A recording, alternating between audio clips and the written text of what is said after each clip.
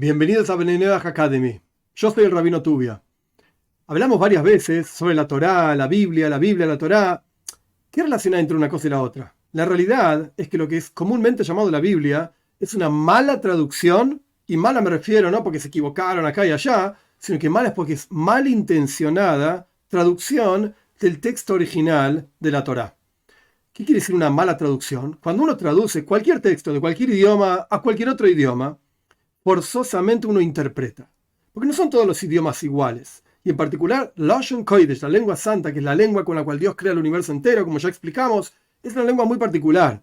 Y a veces se pueden traducir una misma palabra de diferentes maneras de acuerdo al contexto. Pero más allá de esto, que esto digamos sería una buena traducción o mala, ¿sabes el contexto o no sabes el contexto? Las traducciones que son llamadas Biblia, por ejemplo, la Reina Valera de cualquier año, etcétera, y todas esas cosas que hay por ahí dando vueltas fácilmente encontrables en internet, son traducciones inclinadas, con una inclinación muy particular, que la gente crea en el cristianismo. Que la Biblia está hablando, que la Torá está hablando del cristianismo. Y esto es una mentira absoluta. Dos ejemplos simples. En los Salmos, son fáciles de ver ahí. El Salmo 110 comienza con el rey David hablando a Dios y diciéndole que mi Señor está sentado a la diestra de Dios. ¿Cómo traducimos esta palabra Señor? Dios es Dios. Pero ¿cómo traducimos la palabra Señor? La Biblia, Reina Valera y como ya mencionamos cualquier otra de estas, dice Señor con mayúscula. Señor con mayúscula se refiere a algo elevado, a algo diferente. No se refiere a una persona de carne y hueso. Dios, de vuelta, es Dios. Pero entonces está Dios y está el Señor con mayúscula sentado al lado de Dios. Uy, ¿quién es este Señor? Entonces dicen los cristianos todo lo que ellos dicen. Pero en realidad, todos los comentaristas de la Torá, no de la Biblia, dicen que a esto no se refiere a Señor con mayúscula, sino que se refiere a alguien que el rey David consideraba como un señor por sobre él. Por ejemplo, el rey Shaul. El rey anterior a David, cuando David todavía no era el rey Shaul. De hecho, David estaba casado con una hija del rey Shaul, y David fue muy perseguido por el rey Shaul, etc. Como hay montones de historias en la Torá misma.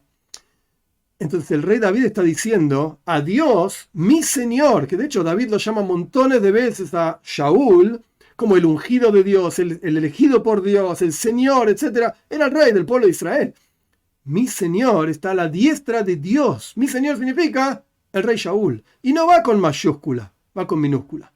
Otro ejemplo clásico, el Salmo 22. El Salmo 22 dice en un momento, Ka'ari Yad Veraglai, así dice el lenguaje original, como un león, mis manos y mis pies. La palabra Ari significa león en hebreo. Ok. Ka'ari es como un león. Pero hay una traducción mala, y está en todas las Biblias dando vueltas por internet, que dice, horadaron, traspasaron, agujerearon, la palabra que quieran, más moderna o menos moderna, mis manos y mis pies. Oh, entonces está diciendo que hay alguien que lo colgaron y le horadaron, le perforaron las manos y los pies. Esta es la historia de...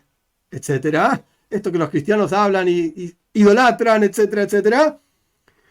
Pero en realidad el texto no dice eso. La palabra Ka'ari significa como un león.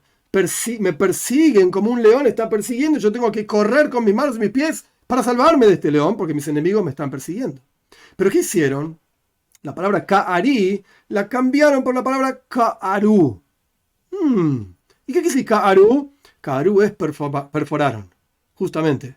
Pero he aquí, tan burros eran y tan pocos sabían que la palabra Ka'ari se escribe con la letra Jav y con la letra Aleph en hebreo. Ka'aru, perforaron, se escribe con la letra Kuf y con la letra Ain. Son diferentes letras, pero suena parecido.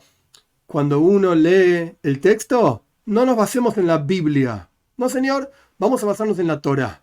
Porque la Torá es el texto original que Dios dio a Moshe en el monte Sinai, como ya explicamos, frente a más de 3 millones de personas. Esta tradición se transmitió generación tras generación.